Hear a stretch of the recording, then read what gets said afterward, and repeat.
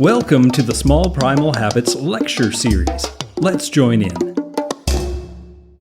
Thank you for everybody joining another episode of Ketonian Korner. And just like to, whatever you call it, self-promotion, we hit 350 downloads of the different podcasts. So I think that's fantastic. Wow. I know it's small potatoes for us, but considering we pretty much only share it to our groups, it's not bad. Yeah. I'd say it's pretty good. Yeah, from a total aspect, and that includes everything we've done. So we did a few of these before and a few other ones offline. Tim did one on hydroponics, but anyway. So sorry to interrupt you. Go ahead after I tell you to start, and then just trump right over you. That's fine. I'm just so excited. So this week we are actually going to talk about the benefits of the ketogenic way of eating. So I will start this out with saying that it is very sad for me to have to say this, but most of this information is anecdotal. There are not a lot of people who want to fund research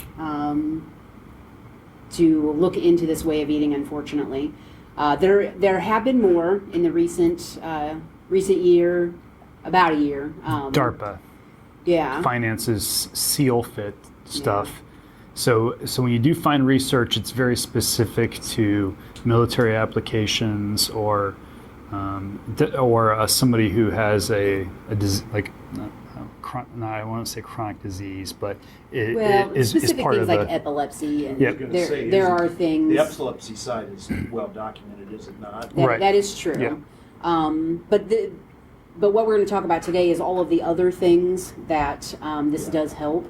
But unfortunately, only in very recent have they been able to do some research, funded research. So again, most of this stuff is anecdotal, but there are enough people who have come forward with their own personal experiences, myself included. So I feel pretty confident to say that if you have any of these, that this could help you. So the first one, and the one that actually catches most people, whether they have an ailment or whether they don't, is that eating this way helps curb appetite. So for me specifically, I can speak to this. Once you start changing over to a high-fat food, you are more satisfied for longer. Carbohydrates tend to make you feel full quickly, but then they don't stick with you. So that's why you're constantly trying to eat or needing to eat, because it's also elevating your insulin, and they just don't keep you satisfied for very long. So, John, I know that you don't really eat ketogenic specifically, but doing primal is very similar. Is that do those follow kind of the same? For sure. The other thing I think you barely hit on, but I find the most valuable for me personally, is the lack of the mental clarity or lack of the sugar crashes. Makes a huge difference. The death, but it's definitely stick with it. And I can and I've talked before about how I can really tell again just it happens. It reminds myself that, man, I used to feel like this all the time. This is when I would drink a Mountain Dew, back in the day. And now I drink a Mountain Dew and it tastes like chemicals. So it's all relative, right? Yeah. Yeah, that is true. And we were talking just before how our taste buds change. And that actually, there are so many things that I loved before. Dr. Pepper was one of them. I cannot tell you how disgusting that stuff tastes. And I have not cheated since I've been on ketogenic, which has been a year now.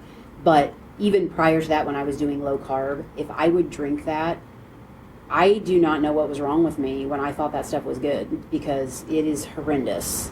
That the flavor of that is it is so bad. But not everything is that way. So there are some things that I think do taste better, and some that I still think do taste good. So, like, for example, apples and pears are not something that's recommended on a ketogenic diet. But if I have one of those, like for whatever reason, after a heavy workout or something, sometimes I will, that they taste so much more sweet than they used to. But yeah, for sure, the sodas, I just have no need for them anymore. Yeah. So are sodas really, this is going to be a really dumb question, but are sodas really that bad? I guess what do they do to you? Because that's one thing that's tremendously Soda? difficult to Soda? kick for me. Yeah, do you do diet soda or do you just do regular? I do, so Diet Pepsi, Diet, Yeah. those things that no longer use aspartame, so I knew that was a bad thing, But they do use ACE K. okay. And ACE K is a chemical that is extremely. I'm going to tell you from the research that I have done, it is not good for your body. It is one that will impact your insulin a lot. If you can get one that has, I think Diet Dr. Pepper may still use aspartame, but some of the doctors in the ketogenic community actually recommended that over those who have ACE K in it. But they do make diet sodas that are made with stevia. We have purchased, not a bigger, but for an occasional treat. And my husband was a big soda drinker. But for me personally, and again, it's all in what your end result is, what you want it to be, right? Yeah. So if you want to get away from those chemical compounds, probably one you don't want to consume. Yeah.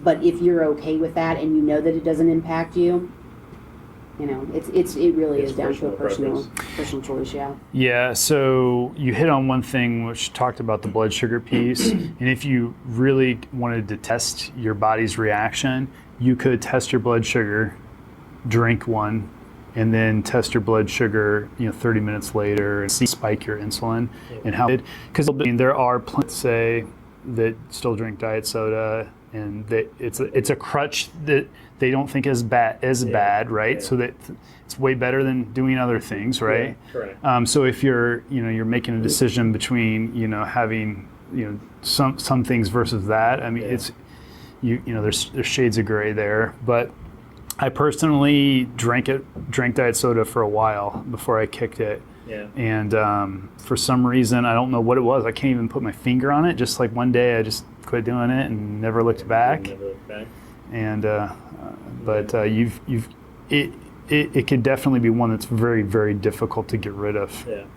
For But sure. It's not, but so in your opinion, though, it's not one that necessarily needs to be kicked right away. It's one that can come gradually later, and I will still be able to see some results. I move forward. If you're prioritizing, everyone's got a different opinion, but I would say there are bigger fish to fry than diet soda. Okay. But you shouldn't let it fall off your radar because ultimately you should be able to get yourself to a spot where you don't need that. Because ultimately, my personal opinion is it's still kind of a crutch. Okay. You're doing that because you're not addressing something. You're either not even, you've just got a mental connection to it because you're used to it. I drink in the morning. It's just one of those things. Yeah, and Yeah, go Not ahead. to prolong this, but what's worse, diet soda or the drink mix stuff that you buy? No, it depends on the drink mix. You're talking about like Milo or like the like stuff Crystal you put Light. Crystal Light. Those yeah, so packets. I mean, again, I will go back to ingredients matter. Right. They really do, and it really is a personal preference. For me, I am probably more strict than most people. I kind of have become a fanatic about it, and I hate to use that word because it sounds like a bad thing. I just don't do chemicals. But what I tell people is if you're coming into this and you eat a diet soda and a Twinkie every single day, and you've got to give up one and you can't give up both because it's just too overwhelming for you, give up the Twinkie and we'll deal with the soda later. I mean, That's a great analogy. yeah, Because it's very easy to Well, picture and I that in your head. The reason I use it is because I get tired of drinking water. Yeah. Yeah, and quite honestly, I did too. And so I started putting lemon juice in my water with a little, a couple drops of stevia. That's what I think these drink mixes are doing. Yeah. Yeah, which they do. They give you that flavor, but then they also give you a little bit of kick of gunk too. So, I mean, again, it really is. It's going to depend on what you have medically going on, It's going to depend on what you want in the end. There are people who, I don't advocate it, but there are plenty of people out there that you can find who do all the diet sodas. They drink them every single day. They've lost weight and they're healthier. I just am not agreeing that they are as healthy as they could be if they keep those chemicals in. But again, if it works for you, I'm not going to... Well, as far as the drink mix goes, regardless of the diet, I won't say diet, but keto, I would still give it up eventually. Yeah. But I tend to drink a lot of fluid if I'm watching TV or something like that. And I haven't drank soda forever.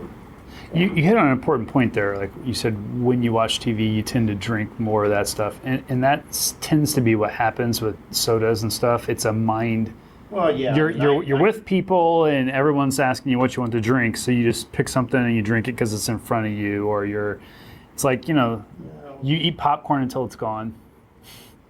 I mean, it's the same kind of... I ration it because I could sit there and annihilate whatever quantity was sitting in front of me. Yeah. Right. Yeah. Like your puppy chow thing, Yeah. I could literally just eat the entire batch of it Check and it's it out. sitting, right? Yeah, If I didn't- so the have drink to thing, separate I would the say baggies. again, if it is something that you are using to get over a hump and you're going to do it short term, I think it's an okay thing to come back and deal with at a later time. If it is something that you are doing because, like John said, you have a mental connection with it, or there's some sort of an addiction, then I think those are the things that you need to Right. deal with Yep. up front, right? So, yeah. Yep. Okay. Yeah. So John did touch on one thing, and as most of you know, I used to be a type 2 diabetic, no longer that way. But I did not know this even as a diabetic. So something that you eat impact your blood sugar, which you're going to be able to register on your glucose meters. But there are things that may not impact that, but can spike your insulin. And I did not. There are your insulin, but you will never register on your glucose meter. So I just want to make sure to throw that out there to make everyone aware that sometimes when you do take these things, like we mentioned, to test your blood sugar, if it doesn't register on there, but you still feel kind of sluggish or kind of cruddy, you're probably getting an insulin spike that isn't giving you a blood sugar spike. So just kind of be aware of the two different things there. Great clarification, because the blood meter is your blood sugar level, which technically has nothing to do with your insulin. It just happens to be that under normal circumstances they move together, because normally once you get sugar in your blood, then it makes the insulin, so you can kind of test that curve. But you hit on a really good point, which is the diet soda impacts that, so it isn't as directly correlated. So the more fake sugars, sugar alcohols you have, what you don't know is that offset. Yeah. So great clarification. Okay, so back to our topic. Some of the other things that eating ketogenic will help do is they do help lower your triglycerides. So if you have a problem with those, eating ketogenic can help lower those. My husband started out at, I think he was at 364, and he's down. So, yeah, he's done great with it. Wow. It helps raise HDL as well. I do want to touch it. I think an entire conversation about this, but the typical markers that they take today are, I'm just going to use the word garbage. So again, my opinion, but in the research that I've done and the new research from the medical community, your LDL, HDL, triglycerides, if those are the only things that they're running, those are not an accurate picture of what's really going on with you. So there is a test called the particle test, which does, you have multiple particles, different size particles in your LDL, and that actually gives you a better picture of what really is going on. But that actually, some research that I have recently looked into, is even questioning that as a marker for heart attack. So it does give you a little bit of information, but where our doctors say, oh my gosh, this is high, so now you need to go on a statin, which I won't even go into that because I hate those, but if they're telling you that and they're basing it on your cholesterol test, there may be other tests that are better indicators of heart disease. Yeah, so just to hit on that, because a lot of people in the room probably have had an advanced panel. So if it's just like a cheap, quick blood test that you're doing just at a standalone doctor's office, and they only give you those those small numbers, and they're just sharing a couple numbers with you, that's just a mental trigger that says they're not telling me particle size. But around here at the doctor's offices that we use, almost all of them, especially through OSF, which is our big medical center, they do break down the particle size, and it'll at least give you a better clarity on the cholesterol breakdown, and if it's on the size. Yeah. Cholesterol. And you can ask your doctor this as well. Some insurance companies will not cover that, unfortunately.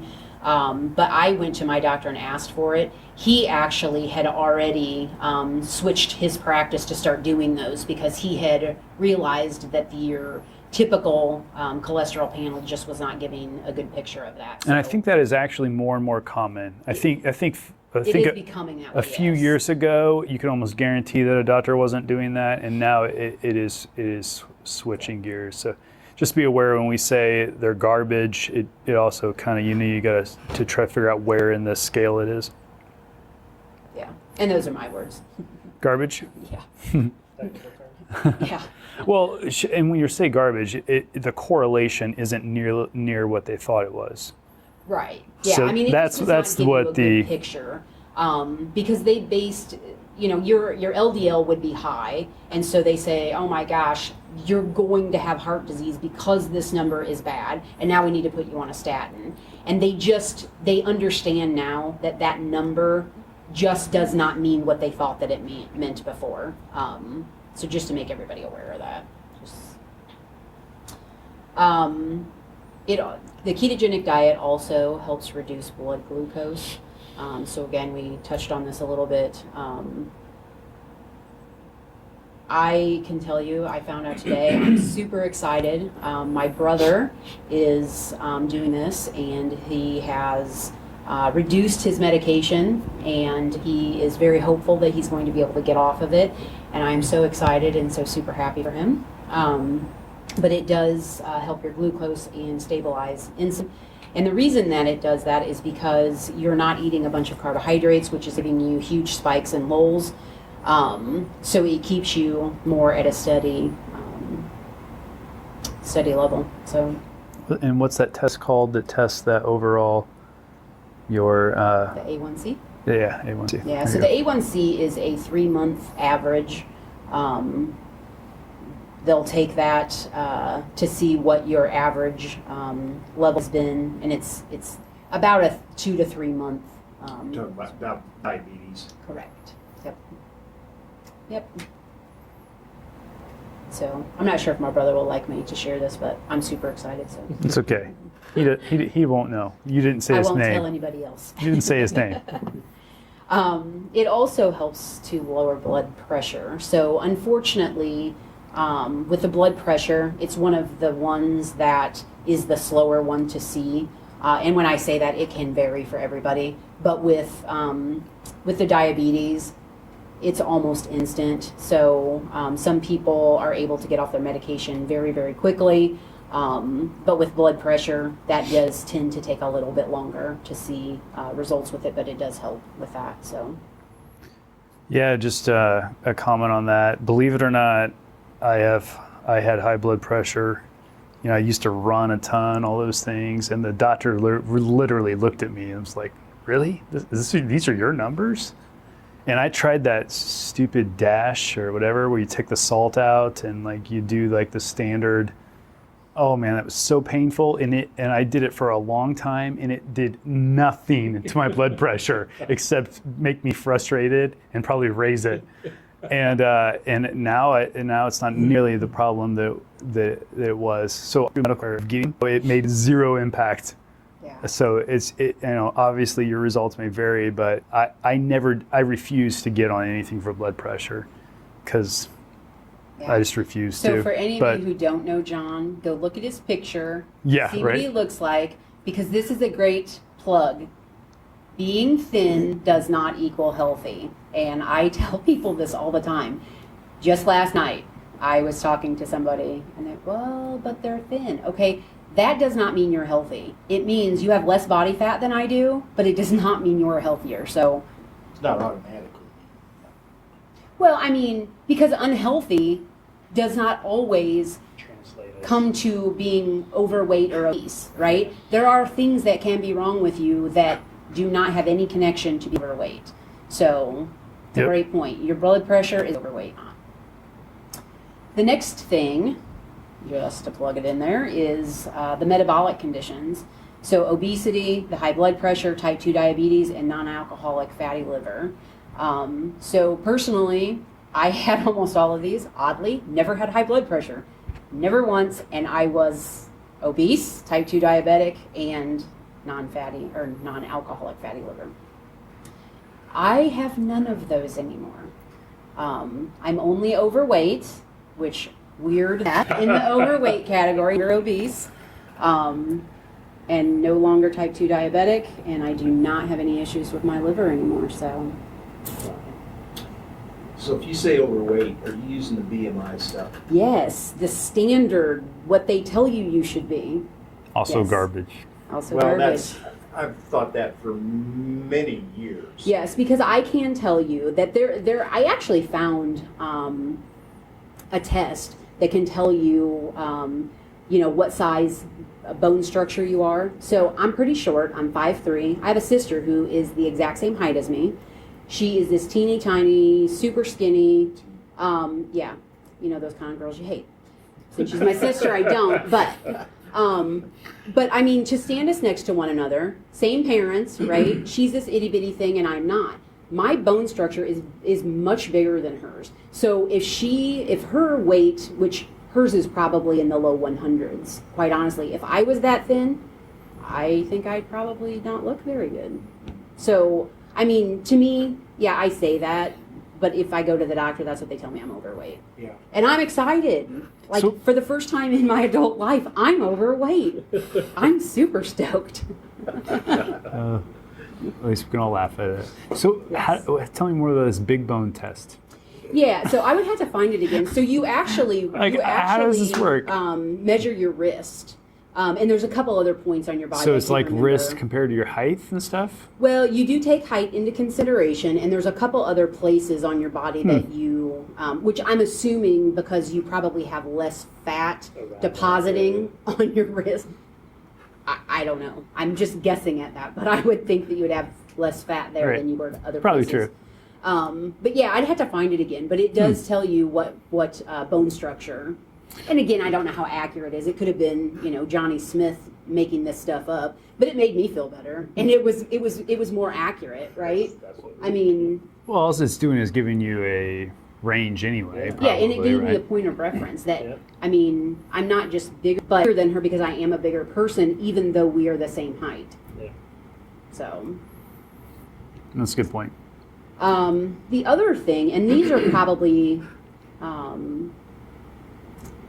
at least epilepsy is one of the more well-known, but with brain disorders, it has been shown, and this is probably the one space that there is more research done than any others, but with brain disorders, this helps with epilepsy, it helps with migraines, it helps with traumatic brain injury, but there are recent findings that they also, it is helping with Alzheimer's and with Parkinson's disease. So Alzheimer's is now being tagged as type 3 diabetes because they actually have, they understand Alzheimer's. So there is more research being done on that, and I don't think it's specific to keto, but some of the people who are doing it are kind of making that connection. I keep hearing that, but I've never, there's no, it's not being diagnosed like that with doctors, is it? I think it is very. I mean, if you Google recent. type 3 diabetes, you'll Yeah. find plenty of things that talk about it, but it's not like you hear somebody who got diagnosed with type 3 at a doctor. Yeah, So that's why I was just wondering I think if the term started more with your researchers Yeah. because they were making that correlation. I think your doctors, because it's now starting to trickle down into the practices, they are now starting to kind of call it that, but I don't know that the diagnosis is really being tagged that yet. We also have some things that I had wrong with me as well, and this is the hormonal nervous system that it does help improve. So there are, again, anecdotal that this does help with MS. It helps with PCOS and thyroid function. And just to expand on that, because not everybody knows what that means, MS is multiple sclerosis. Did not have that myself. But have talked to a lot of people online who do have that.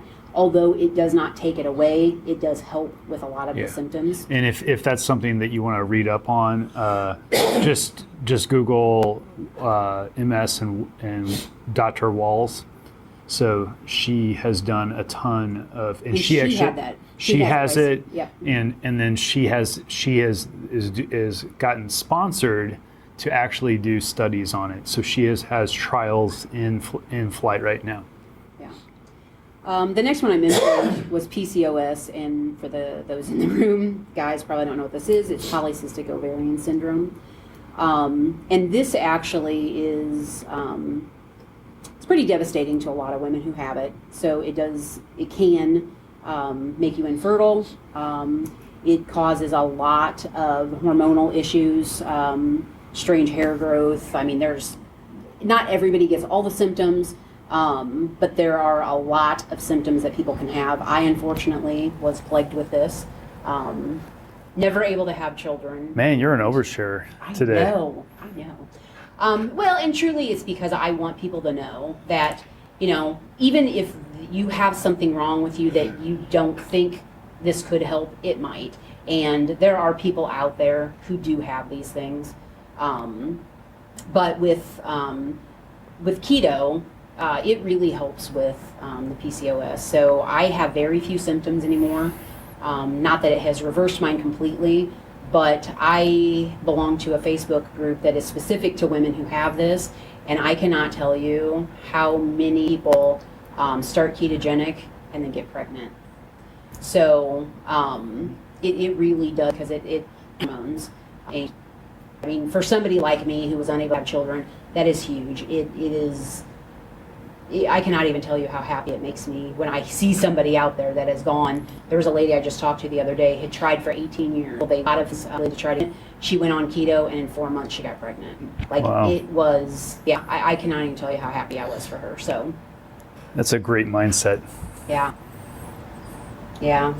it's scary for me though. So thyroid function. Again, I have thyroid issues.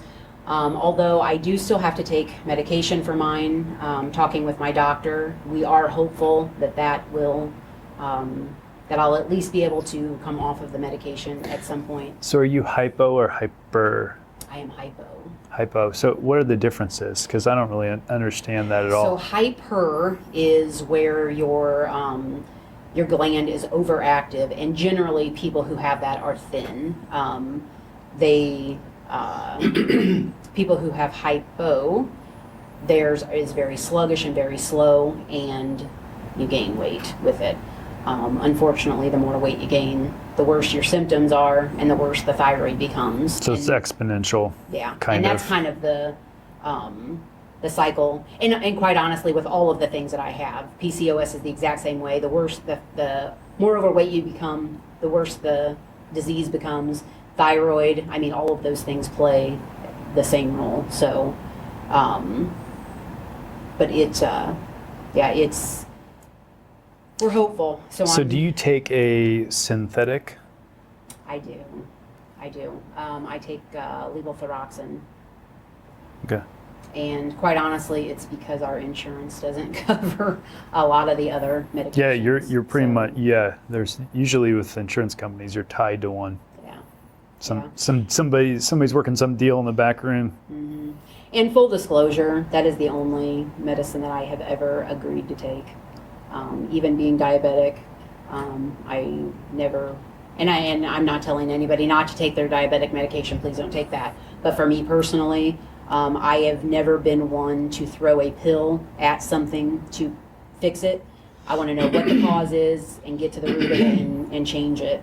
Unfortunately, with thyroid, there's not a lot that you can do with that until you get to the point where you fix your entire system. So I would argue that it's different. I would say that when the other types of medication that you've talked about so far, you're dealing with masking a symptom. However, with a thyroid problem, you know what is causing it. It's a gland that is not producing. So to me, that's a little different because you're taking that because you know what the problem is. You're not throwing something at a symptom and trying to deal with a symptom. You're actually dealing with a particular problem. Yeah. So I do think that is different, and I think that that's an important point. Yeah. The last one that I have on here is the autoimmune improvement. So a lot of people, and there are a lot of autoimmunes, but RA, which is rheumatoid arthritis, lupus, psoriasis, Hashimoto's, all of those things unfortunately cannot be reversed. There is no cure for them. But with ketogenic way of eating, it does help lessen the symptoms, and it helps with the occasional flare-ups.